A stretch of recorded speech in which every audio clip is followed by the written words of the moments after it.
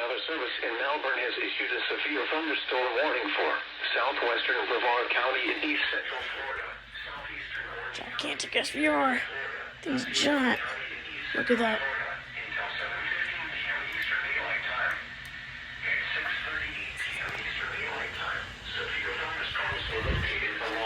Extending from Osceola Heritage Park to near Narcoossee to 6 miles northeast of Kenansville, moving north at 30 miles per hour.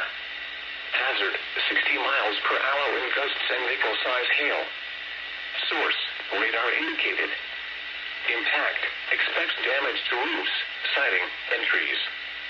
Locations impacted include Orlando, Palm Bay, Kissimmee, St. Cloud, and Wedgefield. For your protection, move to an interior room on the lowest floor of a building.